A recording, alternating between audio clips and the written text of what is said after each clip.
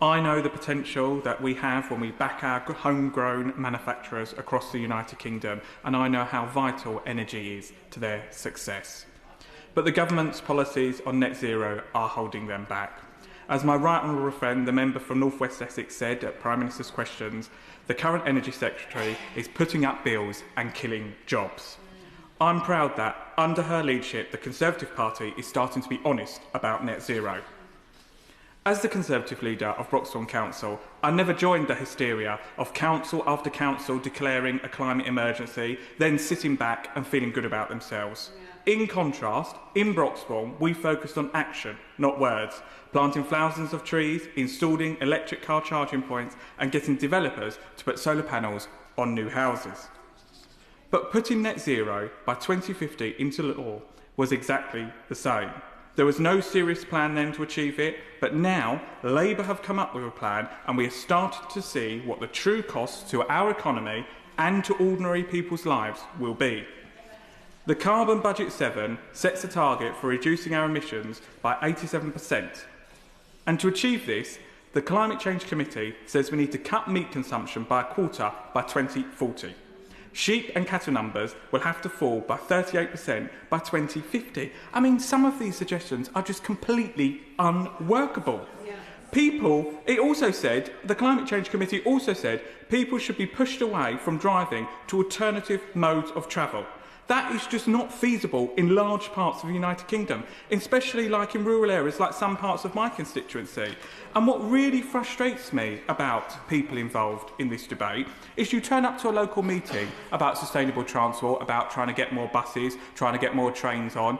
You turn up to a meeting, the person lecturing everybody in the meeting that we should all walk everywhere has driven there in their car. I mean, we need to come up with practical solutions where we can take the public with us. What do I say to my constituents? I have to take 2 kids to school, both of them at different schools, then go to work and do the shopping, pick them all up, go home. I mean, it's just unworkable to be having targets where we're like, well, that's fine, everyone can just walk everywhere. I mean, these have got to be sensible, and we've got to take the British public with us, or we won't go any way to achieving some of the stuff that the government wants us to achieve.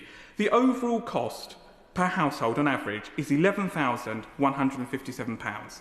That is not a price that we should be willing to pay.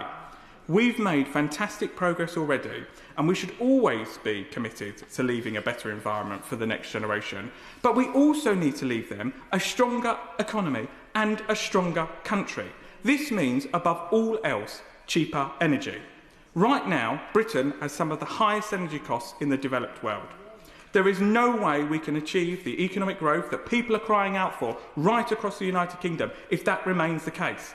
That's why we need to get Britain drilling and unlock the 2.9 billion barrels of North Sea oil.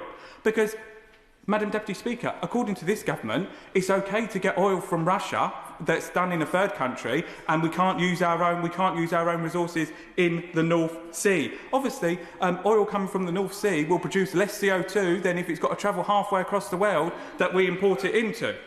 The government need to set out a plan for delivery, and they really need to come up with common sense approaches to deal with the impacts of climate change. And like my right honourable friend said, just because we are questioning, just because we are scrutinising this, does not make us climate deniers. I will give way. I thank you, member, for giving way.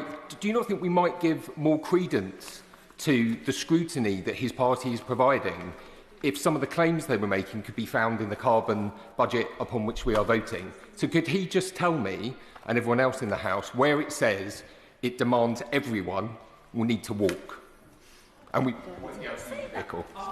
I have been to a number of meetings in my constituency when I was leader of the council, speaking to a number of constituents, where people have said, experts on transport come to meetings and say, everyone should walk everywhere. That is completely unpractical. Some of the solutions that the government have put forward are completely not workable. Please come up with common sense solutions, because this is a serious problem that we need to deal with, right? But coming up with solutions like most people should walk everywhere is not a serious solution to the problem that we face. Look, so I just say to the government, if they want us to achieve reducing our carbon emissions even more, then please come up with serious, practical, common sense solutions that we can take the British people with us, that protects jobs in this country, because as my right honourable friend, the Shadow Secretary of State has said, there is no point putting taxes on business here, cutting carbon here, if the factory then opens up in China where they use coal to produce their electricity rather than what we do in the United Kingdom. That is completely not serious. That is why you need to come up with practical solutions to this problem, and I urge the Minister to do that.